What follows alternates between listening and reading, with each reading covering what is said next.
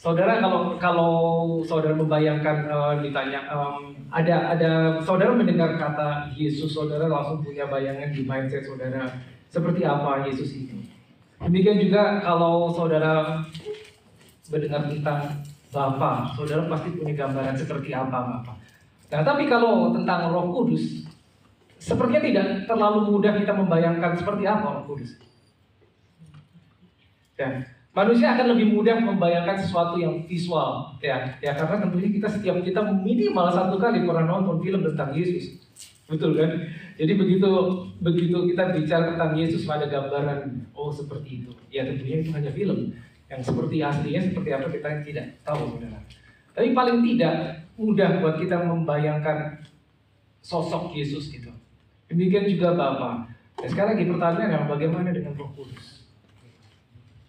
Nah, sehingga banyak orang yang tanda kutip tidak tahu bahwa ada bahkan yang namanya Roh Kudus, ya, atau bahkan tidak pernah tidak pernah mendapatkan informasi tentang Holy Spirit, ya. Holy Spirit itu mana? Kita akan belajar hari ini. Tentunya judulnya tadi diberitahu bahwa siapakah Roh Kudus? Who is the Holy Spirit? Nah, tapi itu sebetulnya cuma salah satu dari salah satu dari pertanyaan. Kalau kita bicara tentang Roh Kudus, kita belajar tentang Roh Kudus, mungkin itu hanya salah satu. Akan ada sekian banyak pertanyaan tentang Holy Spirit. Apa saja pertanyaannya? Oke, boleh. Tolong ditampilkan slide number 1. Nah, itulah pertanyaannya. Kalau kita bicara tentang Roh Kudus, ya, segitu banyak. Itu cuma salah berapa tuh? Salah 11. Ada 11 pertanyaan. Nomor 1, who is the Holy Spirit? Ya, siapakah Roh Kudus? Nah, jadi gini saudara, kita akan belajar sesuatu hari ini. Saya ajak saudara untuk berpikir dari nomor 1 sampai 11. Saya akan baca satu-satu secara cepat. Yang mana yang saudara bisa jawab? Kira-kira, siapakah Roh Kudus? Lalu apakah peranan Roh Kudus di dalam kehidupan kita? Ya, apakah kita memerlukan Roh Kudus? Nomor 4, seberapa pentingnya Roh Kudus? 5, dapatkah kita hidup tanpa Roh Kudus? 6, apakah itu yang dimaksud dengan buah roh? Lalu 7, apakah yang dimaksud dengan karunia roh, the gift of spirit? 8, what is born again? Apakah itu lahir baru? Kita sering dengar istilah lahir baru. Tapi kalau ada orang yang bertanya sama saudara, apa sih lahir baru? Saudara bisa jelaskan kan? Ya, seperti itu. Lalu nomor 9, apakah itu baptism? Ya, in Holy Spirit. Baptisan Roh Kudus itu apa? Setiap kita pernah dengar, tapi apakah kita bisa menjelaskannya? Nomor 10, apakah itu power and authority di dalam Roh Kudus? What is power and authority in Holy Spirit? 11, what is the manifestation of the Holy Spirit? Apakah itu manifestasi Roh Kudus? Itu. Dari 11 berapa yang saudara bisa jawab? Berapa di antara 11? Ini masih banyak tentunya, kalau dilanjutkan masih banyak. Berapa di antara 11 poin yang saudara bisa jawab? Ya, atau saudara bisa menjelaskan sama orang. Tiba-tiba saudara bertemu dengan orang, apakah teman sekantor saudara atau bahkan saudara kita sendiri, dan ada yang bertanya salah satu dari ini, saudara bisa menjelaskan atau tidak? Nah, ya, mari kita berpikir sejenak. Kurang lebih seperti itu. Ya, karena sekali lagi bahwa Roh Kudus adalah satu pribadi. Ya, jadi dia bukan even the Bible mengatakan he, when he comes. Waktu Yesus menceritakan tentang Holy Spirit, dia berkata when he comes. Yesus tidak berkata when it comes. Dari kalimatnya when he comes berarti Holy Spirit adalah person. Gitu. Tapi sangat disayangkan yang satu ini, person yang satu ini, dia paling sering kita tidak tahu, atau bahkan paling sering disalah mengerti. Oke, ya tentunya untuk mengcover 11 ini saya perlu 1 semester. Dan saya akan berusaha menyelesaikan dalam 40 menit ini. Tapi betul saudara, itu akan banyak sekali materinya. Ya, saya tidak bisa mengcover semuanya. Hopefully nanti bisa ada seri tentang Holy Spirit. Now this is extremely important. Saya nggak bisa menekankan lebih lagi how important Holy Spirit is. Sangat penting, sangat penting. Oke, satu-satu ya, saudara. Sejauh mana saya bisa mengcover? Ya, kalau tidak selesai ya, that's okay. Now, kalau saudara baca Alkitab saudara, ya, boleh tahu nggak yang sudah selesai baca dari Kejadian sampai Kitab Wahyu? Adakah Oh banyak juga, wow, luar biasa. Luar biasa. Nah kalau saudara baca di Alkitab, Alkitab itu cuma terbagi dua, ya kan, perjanjian lama, perjanjian baru. Tapi kalau boleh saya simpulkan begini saudara, di Alkitab itu ada beberapa kejadian penting ya. Kalau kita mau lihat bahwa isinya itu adalah dari pertama kejadian itu penciptaan sampai terakhir kitab Wahyu adalah yang akan datang. Di tengah-tengahnya ada kisah tentang seseorang yang pernah berjalan di atas muka bumi ini, namanya Yesus. Seperti itu. Ya, kejadian dibuka dengan ya tentunya penciptaan manusia. Penciptaan manusia. Boleh kita buka slide nomor 2. Jadi kalau boleh ini cuma rangkuman saja ya saudara. Tentunya detailnya kalau mau didetail akan lebih banyak dari ini. Yang pertama adalah Tuhan menciptakan manusia. Kita lihat ya. Ya, setiap kita pasti tahu Tuhan menciptakan manusia bukan cuma menciptakan manusia begitu saja, tapi sesuai dengan rupa dan gambarannya. Betul ya? According to His image and likeness. Kalimat itu according to His image and likeness itu penting banget. Karena itu menjelaskan bahwa engkau mirip dengan penciptamu. Jadi pada saat Allah Bapa menciptakan manusia, Dia bikin ciptaannya itu yang mirip seperti Dia. According to His image and likeness. Lalu kita tahu ceritanya apa yang terjadi, manusia jatuh dalam dosa sehingga keserupaan dan segambaran itu hilang. Image and likeness-nya hilang. Ya, saat manusia jatuh dalam dosa. Adam jatuh dalam dosa, image itu hilang. Holy Spirit departed. Roh Kudus undur dari manusia. Itu yang terjadi. Lalu setelah itu manusia hidup sekian ribu tahun ya tanpa image. Without the image and the likeness of God. Setelah manusia jatuh. Sehingga suatu hari, ini ilustrasi aja, di surga terjadi sebuah diskusi antara Bapa, Roh Kudus, dan Yesus. Ini ilustrasi saja saudara. Salah satu dari kita harus turun ke bawah, menyelesaikan kekacauan yang ada di bawah. Akhirnya Yesuslah yang turun ke dunia. Gitu. Jadi kita tahu Yesus turun ngapain? Menyelesaikan, merestore segala sesuatu yang keluar dari rancangan gara-gara Adam jatuh ke dalam dosa. Ya, makanya dia disebut Savior, penyelamat. Kata Savior itu tidak akan pernah ada jika tidak ada yang harus diselamatkan. Maka tidak dibutuhkan juru selamat. Ya, jelas ya maksudnya. Dikatakan bahwa dia Savior berarti sesuatu harus diselamatkan. Dia datang akhirnya membereskan semuanya itu. Nah, jadi kita tahu kedatangan Yesus. Kalau kita tanya, mungkin saudara tanya anak saudara yang ada di sekolah minggu pun mungkin mereka bisa semua jawab. Kenapa Yesus harus datang? Jawaban yang paling umum adalah menebus dosa, tuh. Ya. Ada yang bilang menghapus dosa. Sebetulnya nggak dihapus. Kalau dihapus itu di-delete. Dia tidak cuma menghapus, menebus. Something harus dibayarkan. Makanya disebut menebus. Bukan di-delete, bukan di-erase, tapi dibayar. Gitu. Buat kita memang gratis, tapi buat surga itu mahal. Ya. Gitu. Tapi sebetulnya bukan cuma itu. Kalau kita bicara kenapa dia datang, dia harus membereskan semua kekacauan yang terjadi gara-gara Adam itu jatuh ke dalam dosa. Maka Adam yang kedua harus datang. Maka kita tahu sebetulnya bahwa dia datang bukan cuma untuk menebus dosa. Bukan. Tapi mengembalikan apa yang hilang. Yang hilang adalah pada saat manusia pertama jatuh ke dalam dosa adalah Holy Spirit departed. Holy Spirit mundur dari manusia. Image dan likeness-nya itu hilang. Nah itu yang harus dikembalikan. Dan bagi saudara. Ya. Nah kalau kita bicara image dan likeness, serupa dan segambar, apanya yang serupa? Allah Bapa menciptakan manusia, ya diberi Roh Kudusnya kan. Ya, pada saat itu kejadian ayat 7 diberi setelah manusia jadi, bahkan Allah Bapa harus memberi the Spirit, His Spirit, baru manusia itu hidup. Nah itulah image dan likeness-nya itu. Jadi saudara sangat serupa, sangat mirip dengan Allah Bapa. Tapi itu hilang. The image of the Father itu hilang. Sehingga yang harus mengembalikan dan yang bisa mengembalikan hanya the Son. The image of the Father hilang. Yang bisa mengembalikan adalah the Son. Maka Yesus disebut the Son. the Son of God, juga the Son of Man. Nah, saat Yesus mati di salib, ada satu kalimat, satu kata yang sangat terkenal. Saudara tahu, sebelum dia mengembuskan nafasnya, dia berkata apa? Sudah selesai. Tahu nggak apa yang terjadi? Pernah kau pikir kan? Yang selesai apa? Kenapa dia harus berkata sudah selesai?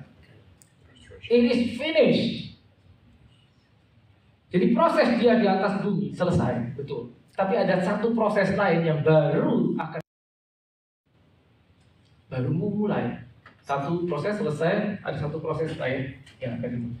Jadi master plan keselamatan, rencana penyelamatan, penebusan manusia itu belum selesai pada saat Yesus mati di salib. Belum. Itu baru selesai saat Roh Kudusnya balik lagi. Kapan itu? Itu yang terakhir. The day of Pentecost. Roh Kudus turun. Baru image itu balik. Likeness itu balik. Keserupaan itu balik. Itu dia, itu baru selesai. Jadi salib itu belum selesai. Satu proses selesai di atas bumi.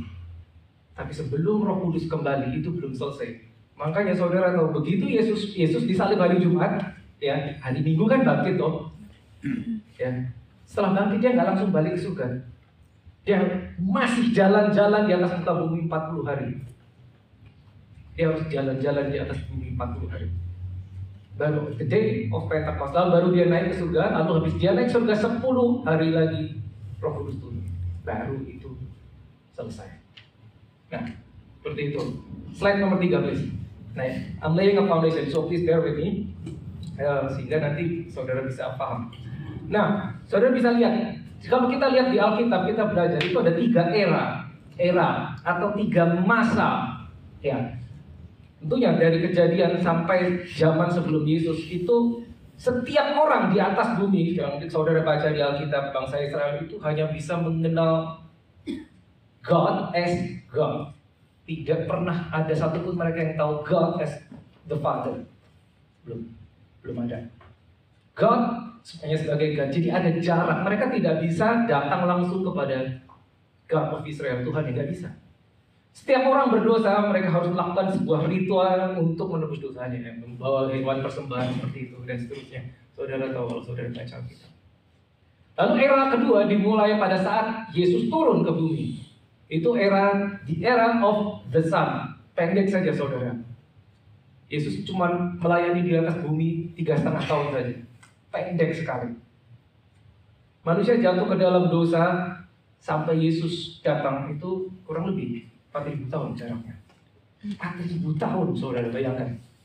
Sampai Yesus datang. Jadi sejak the first Adam jatuh ke dalam dosa sampai the second Adam datang itu 4.000 tahun. Kita nggak tahu kenapa kok harus 4.000 tahun. Nunggu lama banget 4.000 tahun. Coba 40 hari atau 4 tahun. Alkitab kita kan tipis saudara. Nggak sampai segitu bro. 4.000 tahun Yesus harus menunggu. Bahkan dia datang harus dari bayi toh. Dia nggak langsung melakukan pelayanan. Dia mulai pada saat dia usia 30, hanya 3,5 tahun saja. Habis itu Yesus mati dan dimulailah era yang baru, yaitu the era of Holy Spirit. So the era of God. Kita tahu God is the Father, tapi waktu itu belum disebut Father. Karena Father ingat hanya bisa diperkenalkan oleh the Son. Sampai the Son datang, dia memperkenalkan bahwa you now can call your God as Father. Setiap kali saudara baca perjanjian baru Injil, Matius, Markus, Lukas, Yohanes, saat Yesus berbicara di depan murid-muridnya, dia menceritakan tentang God of Israel. Dia selalu bilang your Father, your Father, your Father. Dia tidak pernah sekalipun menyebut your God, tidak pernah. Your Father, selalu seperti itu, your Father. Nah, sampai misi dia di atas bumi selesai, digantikan oleh the Holy Spirit. Sampai sekarang. Nah, jadi ini yang ketiga, the era of Holy Spirit ini belum selesai. Selesainya kapan? Kita nggak tahu, sampai rapture. Ya, masih di situ. Kita masih ada di yang ketiga. Gitu loh. Nah, ini penting sekali untuk saudara tahu. Ya, this is a foundation. Oke. Ya. Jadi begini saudara, siapakah Roh Kudus? Who is the Holy Spirit? Holy Spirit is the Spirit of God. So Holy Spirit is God. Holy Spirit is God. He is the Spirit of God, the Spirit of the Father, the Spirit of Jesus. Itulah Holy Spirit. Gitu. Itulah Holy Spirit. Kalau saudara ditanya, di manakah Tuhan sekarang? Apa jawaban saudara? So where is Jesus? Ada yang bilang, oh Jesus up there, heaven. Ada yang bilang Jesus is here. Dua-duanya betul. Karena the Spirit of God is here dalam kau. Jadi kita bisa bilang bahwa Tuhan ada di dalam kita. Tapi Alkitab juga mengatakan pada saat itu Yesus naik ke surga, duduk di sebelah kanan Allah Bapa. Betul kan? Dia benar-benar naik gitu. Dia selesai misinya, dia balik, pulang dia. Tapi dikirimkan lagi rohnya. Itu Roh Kudus. Sehingga kita tahu bahwa yang di dalam kita itu persis seperti apa yang ada di dalam Yesus. Pada saat Yesus melayani di atas bumi, di dalamnya dia itu ada Holy Spirit. Jadi dia tidak sendiri. Holy Spirit ikut di bumi, tapi hanya di dalam satu tubuh manusia saja. Di dalam Yesus. Jadi setiap kali Yesus melakukan mujizat apapun dia, apakah membangkitkan orang mati, memelekkan mata yang buta dan seterusnya, orang lumpuh berjalan. The power, kuasanya ada di dalam dia, itu kuasa Roh Kudus. Dan luar biasanya sekarang rohnya itu sama diberikan kepada kita. Jadi harusnya kalau Roh Kudusnya sama, powernya sama kan? Amin. Itu dia. Yes. Ya. Tapi satu dan lain hal menyebabkan apa yang dibuat Yesus kok kita nggak bisa bikin. Nah, kita akan sampai ke situ. Ya, kita akan sampai ke situ. Mungkin saya nggak bisa cover hari ini. Nah itu yang penting saudara harus tahu. Nah, Holy Spirit namanya Roh Kudus. Dari namanya saja Roh Kudus. Holy Spirit, dia hanya bisa berada di tempat holy. Roh Kudus hanya bisa tinggal di tempat kudus. Tidak bisa di tempat yang tidak kudus. Dari namanya kita tahu. Nah, pada saat Yesus berjalan di atas muka bumi 3,5 tahun, satu-satunya manusia yang hidup di atas bumi yang kudus cuma Yesus. Sehingga Roh Kudus tidak bisa datang di atas semua orang. Hanya bisa di dalam satu orang Yesus. Sehingga apa yang dilakukan God on this earth, apa yang dilakukan Tuhan di atas muka bumi ini terbatas. Terbatas. Karena Yesusnya cuma satu, Roh Kudusnya cuma di dalam dia. Ingat, tidak ada satu orang pun yang kudus saat itu. Tidak ada satu orang pun yang lahir baru. Betapapun mereka dekat dengan Yesus berjalan bersama, 12 rasul, satu pun di antara mereka tidak ada yang lahir baru. Hanya satu Yesus. Kenapa? Karena untuk menguduskan manusia diperlukan darah. Yes. Itu baru bisa terjadi pada saat dia mati di salib. Makanya dia mati harus mencurahkan darah. Jadi kematian Yesus itu melakukan dua hal at least. Nomor satu, darahnya tercurah untuk menguduskan semua manusia, sehingga setiap orang yang percaya itu qualified, memenuhi syarat untuk menjadi kudus pakai darah. Itu yang pertama. Yang kedua, at least kematian dia itu merilis Roh Kudus yang ada di dalam dia. Sehingga pada saat Roh Kudus kembali, Roh Kudus bisa berada di semua orang, bukan cuma di dalam satu orang. Makanya dia bilang di Yohanes 16 ayat 7, lebih baik aku pergi. Karena jika aku tidak pergi, maka roh itu tidak bisa turun, tidak bisa ada di dalam kamu. Kenapa? Lebih baik aku pergi, itu maksudnya lebih baik aku mati. Karena sekarang rohnya terperangkap di dalam aku. Kurang lebih begitu, guys. Jadi begitu dia mati, Roh Kudus dirilis dan darahnya menyuci kuduskan semua orang. Maka sekarang setiap kita itu qualified untuk menjadi bait Roh Kudus. Amin. Jelas ya saudara? Yes. Roh Kudusnya exactly the same, sama persis yang di dalam kita dengan yang di dalam Yesus. Persis sama, tidak beda. Ya, so who is Holy Spirit? Holy Spirit is God. Nah, pada saat Yesus berjalan di atas bumi, dia terbatas. Dia tidak bisa berada di dua tempat sekaligus. Dan kita tahu God is omnipresent, betul kan? Dia bisa ada di mana saja. Tapi pada saat Yesus berjalan di bumi, dia cuma bisa berada di satu tempat sekaligus. Pada saat itu, dia tidak bisa di beberapa tempat sekaligus. Tidak bisa, karena dia terbatas dengan daging, dengan tubuhnya. Dia terbatas. Dia berkeliling di seputar Danau Galilea. Pada saat itu orang yang ada di Yerusalem, pada saat itu mereka mau ketemu Yesus, mereka harus pergi ke Galilea. Gitu. Dan sekarang Roh Kudusnya ada di dalam semua orang.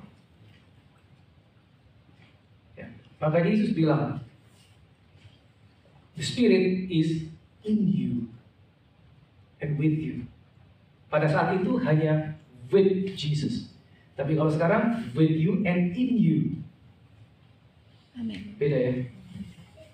Karena pada saat itu hanya di dalam satu orang Yesus. Pada saat mereka ingin berjumpa Yesus, mereka harus pergi ke tempat Yesus berada. Nah, kita tidak perlu seperti itu kan, saudara. Kita mau berjumpa dengan Yesus, kita tahu His Spirit is in you, ada di dalam kau. Yes. Gitu. Yesus melakukan mujizat dengan kuasa Roh Kudus, bukan dengan kuasanya, tidak, saudara. Dengan kuasa Roh Kudus. Dia itu jadi seperti alatnya. God the Father, Allah Bapa itu seperti inisiatornya. Jesus itu administrator yang melakukan, makanya yang turun ke bumi.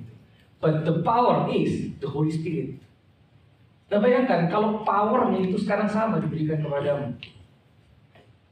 Gitu. Saudara kalau gini, saudara kalau punya mobil, ya, yang membuat mobil itu jalan kan mesinnya, toh? Betul, mesinnya, toh. Kalau mobil itu nggak ada mesinnya, tentunya nggak jalan. Jadi ibaratnya sekarang di dalam kau itu dikasih mesin yang sama dengan mesin yang di dalam Yesus. Amin.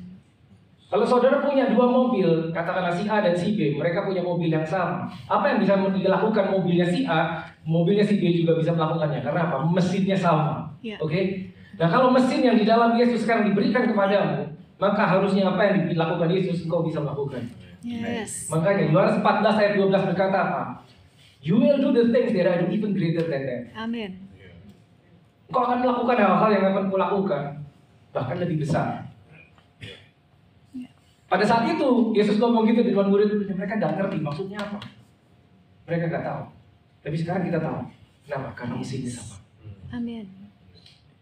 That's amazing. Mesinnya sama. Gitu. Sehingga suatu saat salah satu tiba-tiba ada orang datang kepadamu. Saya sakit, please, can you pray for me? Gini, saudara pikir, kalau yang di situ adalah Yesus, apa yang dibilang? Kira-kira apa yang dibuat sama Ibu? Ada orang sakit datang, kira-kira apa yang dibuat sama dia? Dia ada kertas, dia tulis resep? No, disembuhin dong. Yes. Makanya Alkitab berkata, heal the sick. Alkitab tidak berkata, pray for the sick. No, you may search your Bible. Tidak. Heal the sick, cleanse the lepers, raise the dead, cast out demons. Yes. Itu yang dilakukan Yesus. Mesinnya Holy Spirit. Sekarang mesinnya ditaruh di dalam engkau. Harusnya engkau juga bisa heal the sick, cleanse the lepers, raise the dead, cast out demons. Gitu. Saudara 2 minggu lalu yang datang, saudara tahu ya, kita terdiri dari 3 bagian ya. Roh, jiwa, dan tubuh. Alkitab ini spirit, the Bible is spirit. Semua firman Tuhan spirit. Yang menyebabkan kita tidak bisa melakukan apa yang Yesus lakukan adalah ini, saudara. Iya. This is problem. Ini yang bikin masalah. Mindset kita nggak nyampe. Kita berusaha menaturalkan yang supernatural. Nggak bisa, nggak nyampe, saudara. Tidak akan ketemu. Ya. So, who is the Holy Spirit? Holy Spirit is the Spirit of God. Holy Spirit is God. Holy Spirit is the power of God. Is the agent. Mesin yang di dalam Yesus dan sekarang ada di dalam kau. Amin. Ya, itu dia. Boleh kita buka Yohanes 14 ayat 26. Yohanes 14 ayat 26. Saudara boleh buka dengan versi saudara. Ya. Jadi begini. Satu malam sebelum Yesus ditangkap, dia cerita di depan murid-muridnya. Ya, tentunya dia cerita, ini aku sebentar lagi mau mati. Saudara bayangkan, kalau saudara salah satu murid Yesus, saudara salah satu dari 12, udah jalan sama Yesus 3,5 tahun, tiba-tiba suatu hari Yesus bilang, aku mau pulang. Apa rasanya? Tiba-tiba dia bilang, aku harus ke Yerusalem dan aku akan mati. Rasanya seperti apa? Mungkin mereka bilang, oh wait, Jesus, how about us? Bagaimana dengan kami? Kau jalan 3 tahun tiba-tiba sekarang mau ditinggalin? Tidak satu pun mereka siap waktu itu. Lalu Yesus menceritakan lebih baik aku pergi. Aku akan mengirimkan ya Roh Kudus yang sama seperti aku, ya. Tapi aku harus mati dulu. Lalu dia ceritakan Roh Kudus itu akan ngapain, peranan Roh Kudus itu apa saja. Ini salah satunya. Jadi malam itu kalau saudara buka Yohanes 14, Yohanes pasal 15 dan Yohanes pasal 16, saudara akan menemukan itu saat Yesus menceritakan ini loh, akan ada Roh Kudus. Mereka belum pernah dengar tentang Holy Spirit. Itu malam itu diceritakan. Ada yang namanya Holy Spirit, nanti aku kirim untuk kamu. Dan dia akan bersama-sama kamu dan di dalam kamu. That's amazing. Yohanes 14 ayat 26, boleh kita baca. Tetapi penghibur, ya P-nya huruf besar. Helper, penghibur, yaitu Roh Kudus yang akan diutus oleh Bapa dalam namaku. Dialah yang akan mengajarkan berapa hal? Segala sesuatu. Segala sesuatu. Mengajarkan segala sesuatu. Pada saat saudara baca Alkitab dan saudara menemukan kata segala means no exception. Segala is segala. Yes. Segala sesuatu kepadamu. Dan akan mengingatkan. Nah ini menarik, mengingatkan kamu akan semua yang telah kukatakan kepadamu. Mengingatkan itu berarti kita harus tahu dulu, baru bisa diingetin, betul kan? Kalau kita nggak tahu, ya nggak bisa diingetin. Betul, kita telah mengetahui sesuatu, kita mengetahui firman, dan bagaimana firman itu tetap ada di dalam hati kita, diingatkan. Makanya ini mengingatkan. Berarti kita harus tahu dulu, maksudnya apa? Kita harus baca dulu, saudara. Yes. Baca, baru nanti saat-saat kritis firman itu akan muncul kembali mengingatkan kita. Yang ingetin ini The Holy Spirit. Amin. Dibilang apa? Penghibur. Ya. Lalu kita buka Yohanes 15 juga ayat yang 26. Ya. Yohanes 15 juga ayat yang 26. Jikalau penghibur yang akan diutus dari Bapa datang, yaitu Roh kebenaran, Holy Spirit, yang huruf besar, yang keluar dari Bapa, ia akan bersaksi tentang aku. Maksudnya apa bersaksi tentang aku? Setiap orang bertobat menerima Yesus itu adalah karya Roh Kudus. Kita tidak bisa menerima Yesus, kita tidak bisa berkata Jesus is Lord without Holy Spirit. Enggak bisa. Zaman itu, zaman Yesus berjalan di atas bumi, ingat tadi ya, Holy Spirit hanya ada di dalam diri Yesus. Karena not a single person was holy. Mereka nggak ada yang lahir baru, nggak bisa, saudara. Ya, mereka tidak bisa mengenal Yesus, nggak bisa. Mereka banyak hanya segelintir orang bahkan yang menyebut Yesus sebagai Lord. Banyak orang yang tahu ini orang hebat, tapi mostly mereka hanya bilang, oh this is a prophet, nabi, ini adalah guru, bahkan guru yang paling hebat, bahkan nabi yang paling besar. Tapi untuk menyebut Jesus is Lord itu adalah Roh Kudus, pekerjaan Roh Kudus. Jadi setiap saudara yang dari ruang ini, saudara percaya Jesus is Lord, itu adalah karena Roh Kudus. Amin. Tanpa Roh Kudus tidak bisa. Thank you. Tidak bisa. Tidak bisa. Satu lagi, Yohanes 16 ayat 13. Yohanes 16 ayat 13. Tetapi apabila ia, huruf besar, datang, yaitu Roh kebenaran, Holy Spirit, ia akan memimpin kamu ke dalam berapa banyak? Seluruh kebenaran.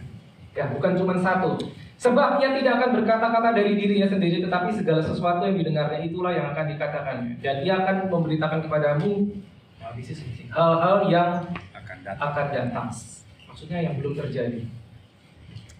Pernahkah saudara mengalami bahwa ada sesuatu di dalam hati saudara mengingatkan, jangan pergi ke sana, jangan pergi ke sana. Mungkin saudara lagi mau deal bisnis, jangan deal sama orang itu. Ada sesuatu di dalam hati, tapi kita nggak tahu apa itu. Orang dunia hanya bilang ya itu adalah suara hati. Tapi kalau kita orang percaya, itu Holy Spirit mengingatkan sesuatu yang belum terjadi.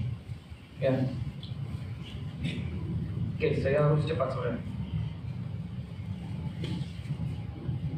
Ya, jadi apakah kita memerlukan Roh Kudus? Jawabannya yes. Kita perlu Roh Kudus. Yesus sendiri dia memerlukan Roh Kudus. Saudara tahu nggak? Yesus berjalan di atas muka bumi 33,5 tahun. Dia mati umur 33,5 tahun. Dari umur 0 sampai umur 30, the Son of God tidak melakukan apa-apa. Tidak melakukan satu mujizat pun. Dia harus tunggu 30 tahun. 30 years. sampai suatu hari dia dibaptis oleh Yohanes Pembaptis di Sungai Yordan, dan langit terbuka dan turun Roh Kudus dalam rupa burung merpati. Then after that moment baru dia mulai pelayanan. Maka habis itu mujizat demi mujizat, mujizat demi mujizat. Sebelumnya dia tidak melakukan apa-apa. Jadi saudara tahu betapa pentingnya Holy Spirit. Betapa pentingnya. Bahkan untuk seorang Yesus, Holy Spirit sangat penting sekali. Now, lalu gini, bisakah kita hidup tanpa Roh Kudus? Yohanes 6 ayat 63 berkata, boleh kalau ada. Yohanes 6 ayat 63. The Spirit that gives life. Ada kan? Rohlah yang memberi hidup. The flesh profits nothing. Daging sama sekali tidak berguna. Rohlah yang memberi hidup. Jadi gini saudara, without the Holy Spirit, meskipun kita masih berdiri, itu sama dengan tidak ada kehidupan. Seperti mati tanpa Roh Kudus. Karena Roh yang memberi hidup. Daging sama sekali tidak berguna. Rohlah yang memberi hidup. Penting sekali kita ingat ini saudara. Tanpa Roh Kudus. Nah, tanpa Roh Kudus kita tidak bisa lahir baru. Tidak bisa, tadi sudah dijelaskan ya. Lahir baru itu apa? Lahir baru itu begini. Nanti saya akan share tentang born again. Tapi gini, lahir baru itu adalah pada saat kita percaya Yesus sebagai Lord. Ingat, Jesus is Lord. Bukan hanya Jesus is teacher, Jesus is prophet, is good, but not enough. Jesus is Lord and He is the Son of God. He died and He rose again. Dan dikatakan di Roma 10 ayat 9, lahir baru itu percaya dengan hati, mengaku dengan mulut. Jadi harus diakui dengan mulut. Yes. Itu born again. Tanpa Roh Kudus gak bisa, saudara. Tidak bisa. Tidak bisa. So if you are born again right here right now, berarti engkau punya Roh Kudus di dalam. Amin. Berarti mesinmu sudah sama dengan Yesus. Mesinmu sudah sama. Alkitab berkata di dalam Yohanes 20, suatu hari Yesus, tadi kan Yesus mati Jumat, Minggu dia bangkit loh. Minggu malamnya di Yohanes 20 tercatat, Minggu malamnya dia mendatangi murid-muridnya. Murid-muridnya lagi berkumpul di sebuah ruangan. Sementara jendela pintu terkunci, Yesus muncul. Tiba-tiba ada di tengah mereka. Dan Yesus berkata apa? John 20:22 please. Yohanes 20 ayat 22. Pintu jendela semua terkunci, Yesus muncul di tengah-tengah mereka. Dia berkata, ia menghembusi mereka dan berkata, itu terimalah Roh Kudus. That was the first day, hari Minggu. Paginya dia bangkit, ini malamnya langsung datang ke murid-muridnya. The very first thing yang dia lakukan, mengembalikan Roh Kudus yang 4.000 tahun hilang dari manusia. Sekarang bisa dikasih, bisa karena apa? Darahnya sudah tercurah, manusia telah dikuduskan. Jadi dia bisa kasih ke muridnya. Tidak pernah dia lakukan ini pada saat dia masih hidup. Tidak bisa, karena satu pun mereka tidak ada yang kudus. Kasih ini. Terimalah Roh Kudus. Receive the Holy Spirit. Ya. Tapi menariknya apa? Alkitab mencatat Yesus berpesan sama murid-muridnya. Ada di kisah Rasul 1 ya, ayat 5 sampai 8, dan juga di Lukas 24 ayat 49 itu bilang ini. Stay here in the city of Jerusalem. Jangan kemana-mana sampai kamu diperlengkapi dengan kuasa dari tempat yang maha tinggi. Sudah terima Roh Kudus, sudah. But don't start your ministry. Don't start your ministry until you are endued with power. Sudah terima Roh Kudus, sudah. Udah ada mesinnya, udah. But don't do anything. Stay here in the city of Jerusalem until you are endued with power. Apa itu? Baptisan Roh Kudus. Yes. Jadi lahir baru sama baptisan Roh Kudus itu dua hal yang berbeda, hal saudara. Two different things. Yeah. Kita perlu yang mana? Kita perlu dua-duanya. Loh, kita sudah punya Roh Kudus, sudah. Kenapa masih perlu baptisan Roh Kudus? Saya kasih ilustrasi gini. Saudara punya mobil sudah diberi mesinnya. Tapi the baptism of Holy Spirit is the activation of the engine. The empowerment itu muncul pada saat kita dibaptis Roh. Rohnya diberikan kepada kita saat kita lahir baru, but the activation, the empowerment itu diberikan pada saat kita dibaptis Roh Kudus. Makanya Yesus bilang sama murid-murid, bahkan ini kan udah dibilang, terimalah Roh Kudus. Terima atau mereka terima. But stay here, don't go anywhere until sampai kau dapat power. Yes. Dan mereka masih harus menunggu. Mereka masih harus menunggu lagi. Sekian lama, baru on the day of Pentecost Roh Kudus turun. Saudara ingat cerita itu? Ya, baru habis itu murid-muridnya juga melakukan mujizat seperti gurunya. Alkitab mencatat bayangan Petrus menyembuhkan orang sakit. Alkitab mencatat sapu tangan yang dipakai Paulus bisa menyembuhkan orang sakit. Alkitab mencatat Petrus berkhotbah singkat 3.000 orang bertobat. Yeah. That's power. Yes. That's power. Ya, tanpa Roh Kudus tidak bisa.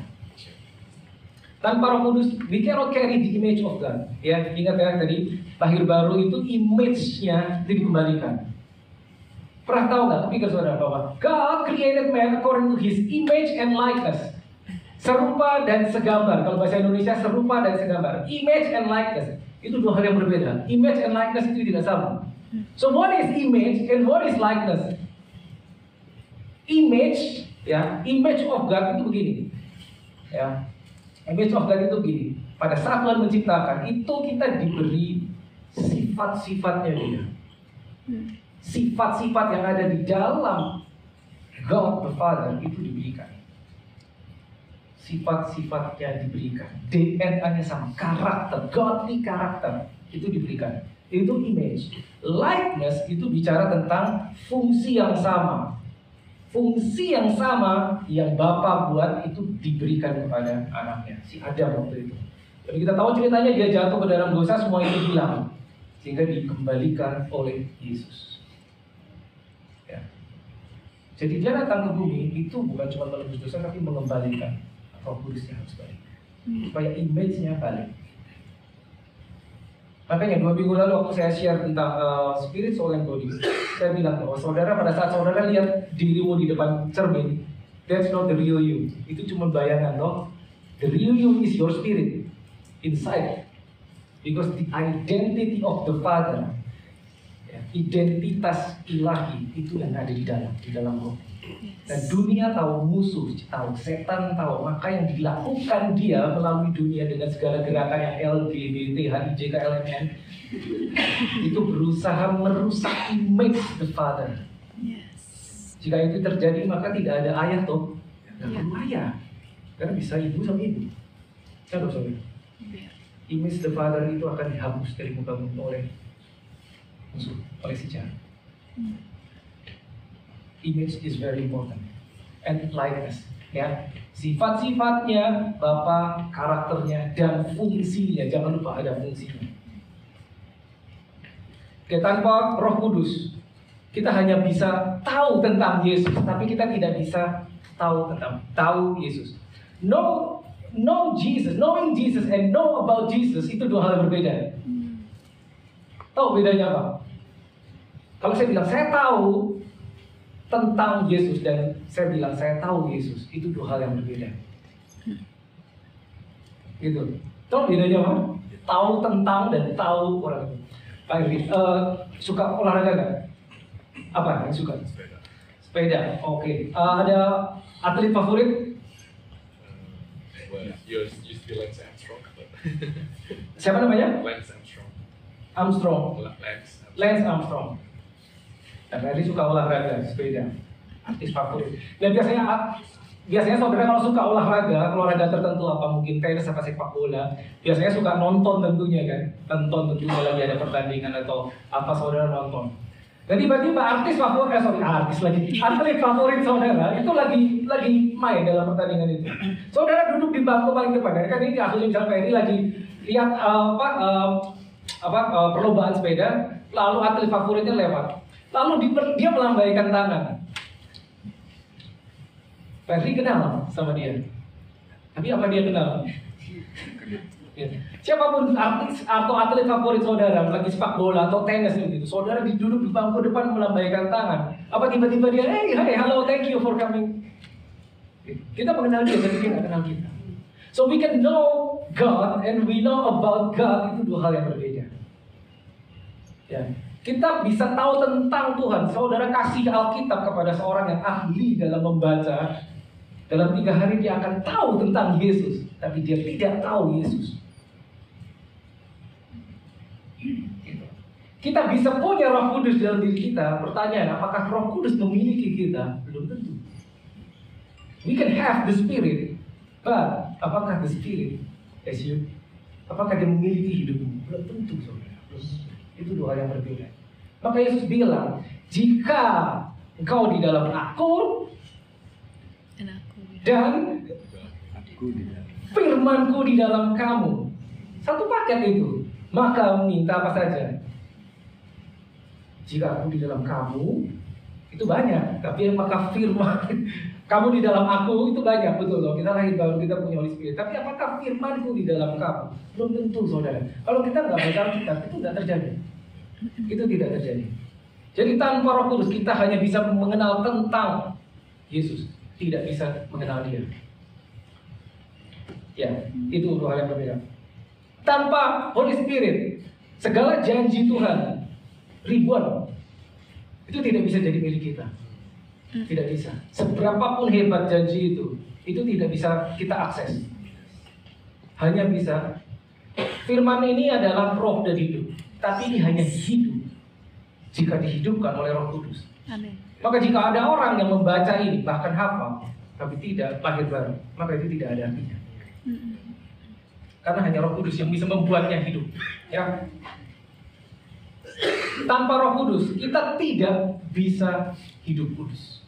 Tidak bisa. Kenapa? Kita ini orang kudus, saudara. Kita lahir. Kita orang kudus. Bukan karena kita melakukan sesuatu yang kudus, bukan. Tapi karena kita dikuduskan. Apa bedanya? Bukan karena kita melakukan hal yang kudus, maka kita disebut orang kudus. Saints. No. Karena kita dikuduskan, karena kita diberi Roh Kudus, maka kita berstatus holy, orang kudus. Contohnya begini, ilustrasinya. Saudara tahu harimau? Ya. Dia makan itu tuh, makan hewan lain tuh, makan apa, kambing itu dimakan tuh, domba segala macam itu dimakan. Bahkan kuda pun dimakan tuh, kalau di alam liar. Harimau bukan dia disebut binatang buas karena gara-gara dia makan domba, makan kambing, enggak. Karena dia puas maka kambing dimakan. Kita kudus bukan karena kita melakukan yang kudus, tapi karena kita dikuduskan. Maka kita kudus. Tanpa Roh Kudus itu tidak bisa terjadi. Yang terjadi apa? Tanpa Roh Kudus kita akan jatuh kembali ke dosa itu lagi. Kembali ke dosa yang lama. Without Holy Spirit tidak bisa. Seberapapun hebatnya kita, seberapapun kita sopannya, seberapapun kita berusaha memenuhi hukum Tuhan, tidak bisa. Pasti jatuh. Hanya karena Roh Kudus kita bisa. Yes. Segitu pentingnya. Yes. Tanpa Roh Kudus kita tidak bisa menjadi saksi. Kisah 1 ayat 8.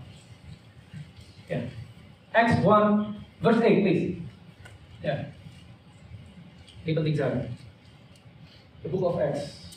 Ya.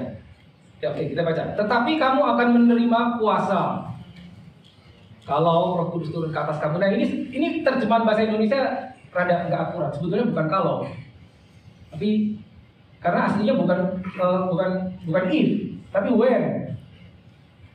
So you will receive power when the Spirit comes upon you. Bukan if. Tapi saya nggak tahu kenapa bahasa Indonesia diterjemahkan demikian. Kamu akan menerima kuasa pada saat Roh Kudus turun ke atas kamu. Dan apa yang akan terjadi? Next, kamu akan menjadi apa? Saksi. Witnesses unto me, kata Yesus, menjadi saksiku di Yerusalem dan di seluruh Yudea dan Samaria dan sampai ke ujung bumi. Kenapa jadi saksi? Apa maksudnya menjadi saksi? Maksudnya apa? Tadi pada saat worship leader di sini mengangkat pujian itu bukan nyanyi lagu rohani, no. Yes. Kalau cuma perlu nyanyi lagu rohani, comot aja siapa orang terkenal suaranya bagus kayak malaikat suruh nyanyi sini, selesai tuh. Tapi there is no life. Yeah. Pada saat seorang worship leader atau singer di sini, yang di dalamnya ada mesinnya seperti Yesus, dan dia mengangkat pujian, maka itu dia sedang bersaksi. Yes. Pada saat saya menceritakan sesuatu tentang the word of God, saya sedang bersaksi. Pada saat saudara keluar mungkin melakukan street evangelism dan cerita tentang Yesus, saudara bersaksi. Ya. Pada saat saudara di kantor, tiba-tiba ada seorang datang sakit padamu dan kau menumpangkan tangan dan mendoakan orang itu, engkau bersaksi. Ya.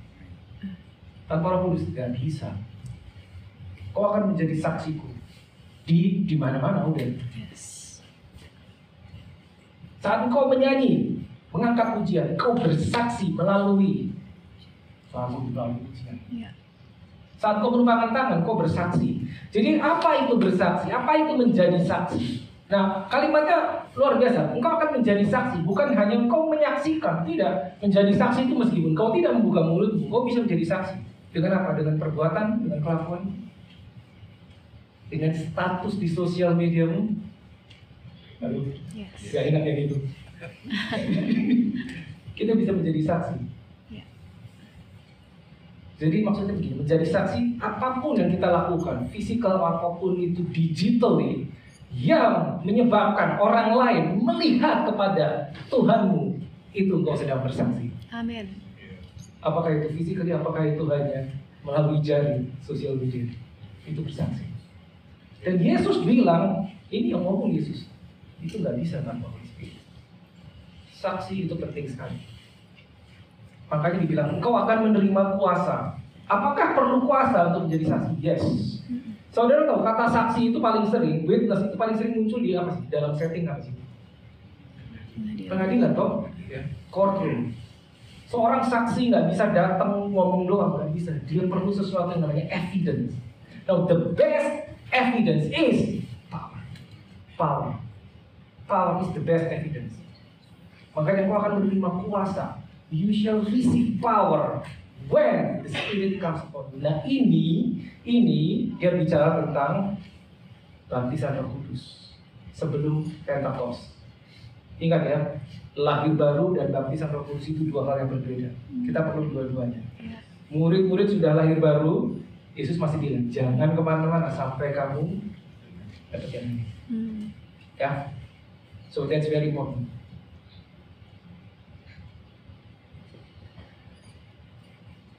Tanpa Roh Kudus kita tidak bisa jadi orang Kristen. Pertanyaannya, apa itu jadi orang Kristen? What is that being a Christian? Apa itu jadi orang Kristen? What is that? Apakah kita jadi orang baik?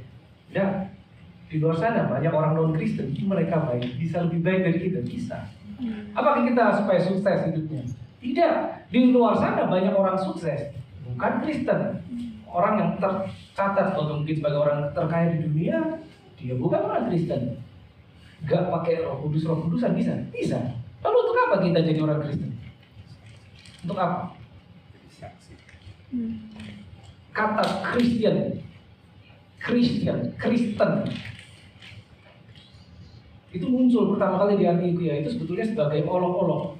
Orang-orang pengikut Yesus waktu itu diolok-olok. Ini orang pengikut Yesus, maka disebut Christian, Christ, pengikut Christ. Jadi being a Christian adalah menjadi seperti yang kamu ikuti, Christ. So being a Christian is being like Christ Jesus. Itu dia, menjadi orang Kristen itu menjadi seperti Kristus. Makanya itu dinamakan bersaksi dimanapun kita, meskipun kita tidak ngomong cuma di sosial media, orang akan lihat, oh kayak gitu toh orang Kristen, begitu. Gampang? Tidak, saudara, tidak mudah. Tidak. Ya, kita tidak perlu berpura-pura itu sesuatu yang mudah. Kalau mudah, semua orang bisa, tidak perlu Roh Kudus. Makanya perlu ada mesin di dalam kita. Ya.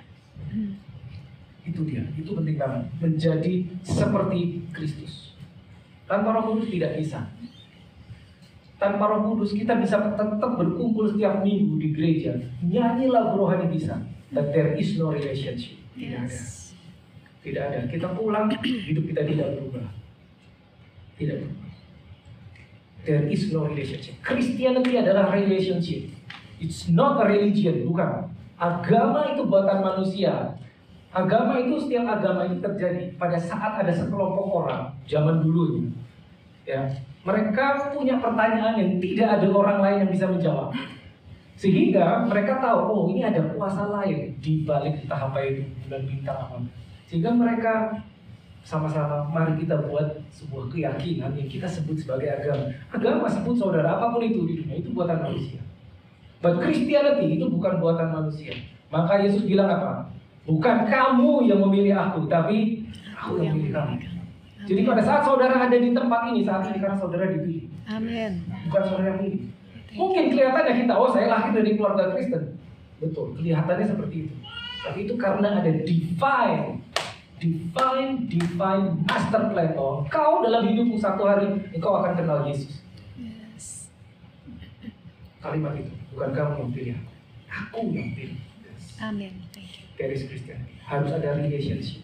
Maka relationship itu digambarkan sebagai hubungan anak sama ayah. Makanya Yesus datang ke atas muka bumi, dia memperkenalkan the name of God of Israel sebagai Father. Dalam perjanjian lama, saudara buka Alkitab, saudara akan baca banyak nama-nama Allah. Dari mulai Elohim, Jehovah, El Shaddai, Adonai, you name it, banyak sekali. Tapi di dalam perjanjian baru, Yesus cuma kasih satu nama buat God of Israel, apa itu? Father. Kenapa? Relationship. Karena engkau sekarang anak.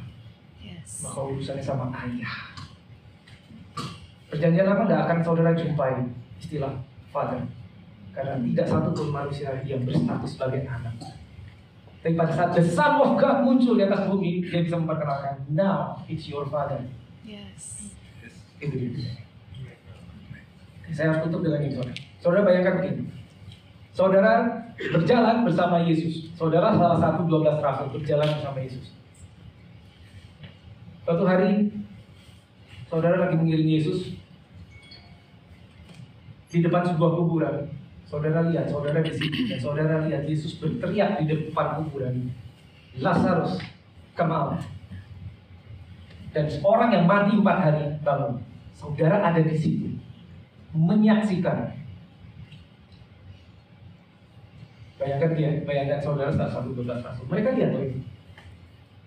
Mereka lihat. Pertanyaannya, apakah itu mengubah hidupmu? Oke.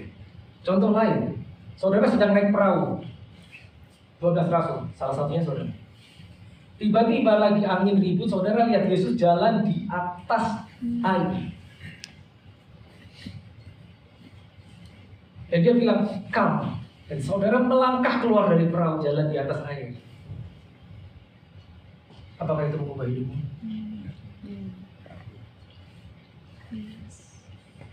Apakah itu mengubah hidupmu? Suatu hari, saudara diajak Yesus naik ke sebuah bukit.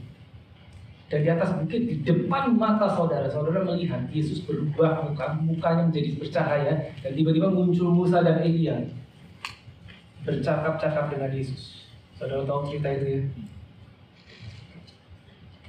Sangat menakjubkan. Terus Yesus bilang, jangan cerita sama siapa ya. Tanya, apakah itu mengubah hidup? Think about it.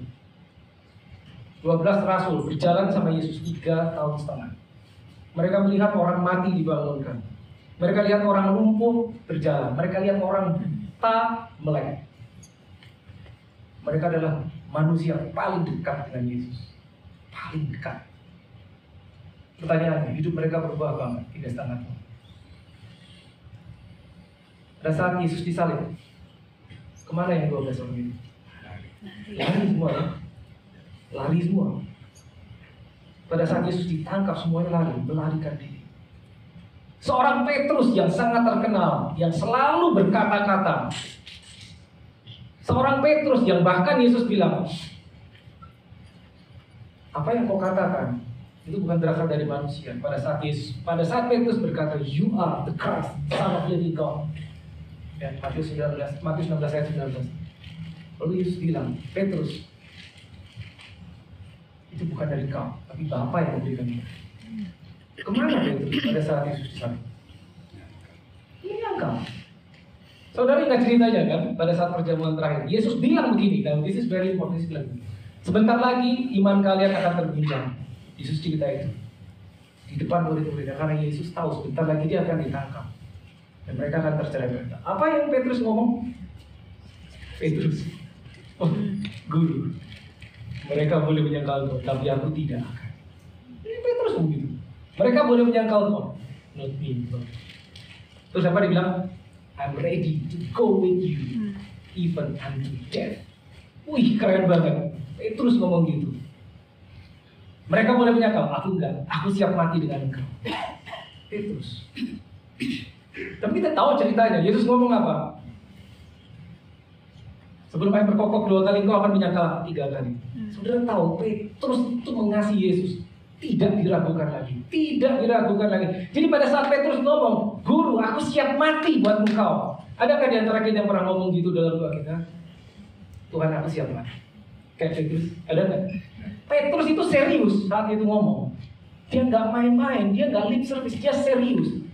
Tapi kenapa pada saat Yesus belum disalib loh. Yesus belum disalib, Yesus baru ditangkap dibawa ke rumah imam besar. Terus ada seorang hamba perempuan mendekati Petrus nanya, bukankah kamu juga bersama-sama dengan orang itu di Galilea?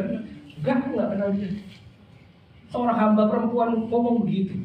Petrus menyangkal. Tahu kenapa? Padahal dia mengasihi Yesus betul. Karena apa? Karena nggak ada mesinnya. Nggak ada mesinnya di dalam Petrus. Tanpa mesin yang sama, kita juga akan menyangkal Yesus. Oh yes, saudara.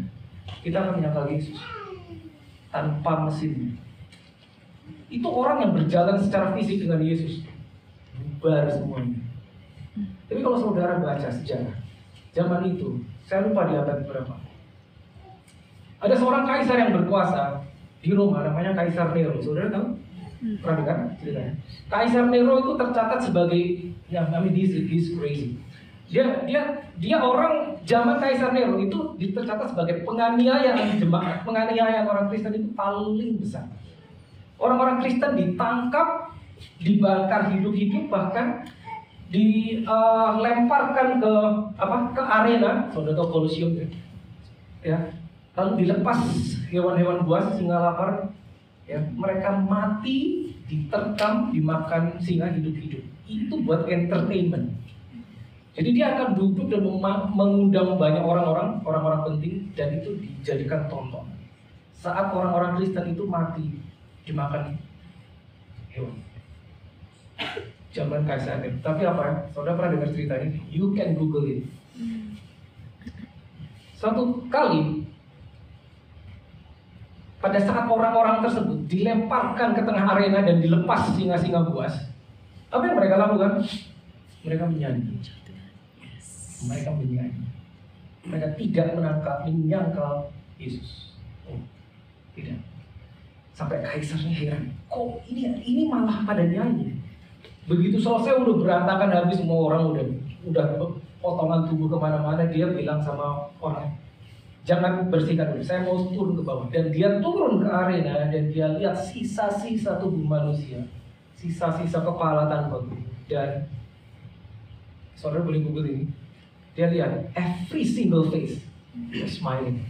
Yes. Orang-orang itu mati disiksa, tidak menyangkal Yesus dan tersenyum. Orang yang tidak pernah berjalan secara fisik dengan Yesus, tapi ada mesinnya. Amen. Orang yang berjalan secara fisik dengan Yesus, gak ada mesinnya. Menyangkal Yesus, lari semua, bubar. Orang yang tidak pernah berjalan dengan Yesus, tapi ada mesinnya sama dengan Yesus. Tidak, nantinya juga. So without Holy Spirit, kita juga akan menyangkal Yesus. Tidak. Jadi Jesus in the physical form, Yesus secara fisik, it's not enough. No, it's not enough. It's not enough. Nanti suatu saat kita di surga, kita tanya Petrus, kita tanya Yohanes, kita tanya Yakobus.